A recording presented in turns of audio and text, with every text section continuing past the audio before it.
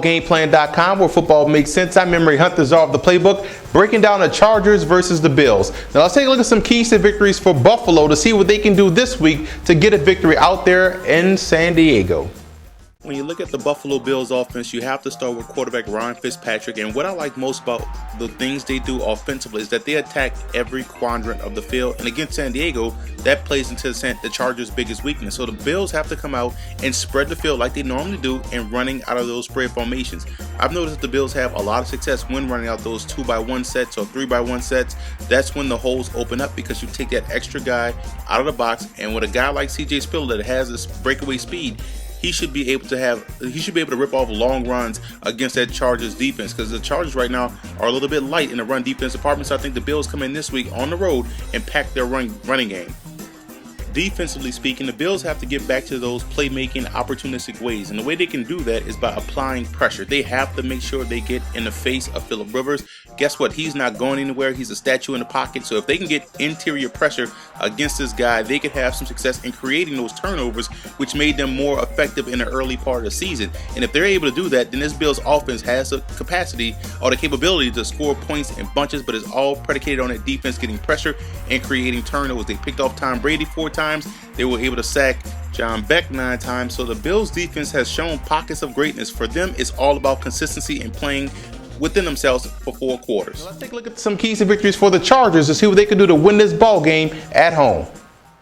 You look at the Chargers offense, they were able to get back on track last week versus Jacksonville. Now, for them, again, just similar with Buffalo's defense, for the offensive side of football for San Diego, it's all about consistency. They have the playmakers, they have the talent out there on the flanks. They have 2 solid tight ends, and Randy McMichael and also Antonio Gates. But for them, I think it starts with getting the running game going. They have to make sure Ryan Matthews becomes a focal point of that offense, whether it's right here catching screen passes or out there in the running game.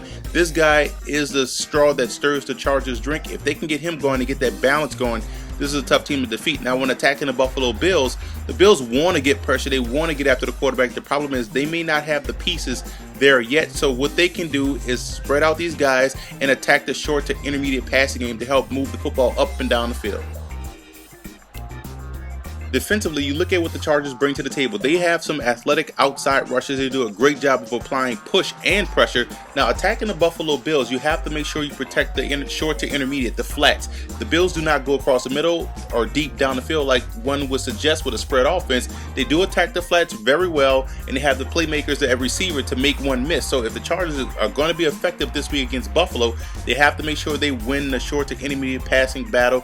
You look for more of a cover 3 look this week, more cover 2, to that way you could effectively shut down the short passing game and force these guys to go deep down the field.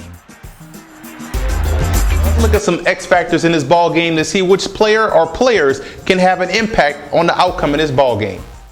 X factor for the Bills has to be defensive pressure. When you apply pressure, the quarterback has to get rid of that football quickly, and that's where you create those turnovers. Chargers X factor has to be offensive balance. If they're able to get balance, get Ryan Matthews going, this is a very difficult team to beat.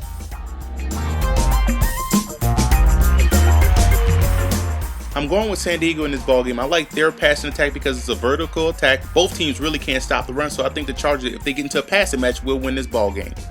More NFL previews, visit footballgameplan.com/NFL or visit our YouTube channel at youtube.com/footballgameplan and listen to the Football Game Plan radio show, which airs Saturdays 11 a.m. time at blogtalkradio.com/footballgameplan.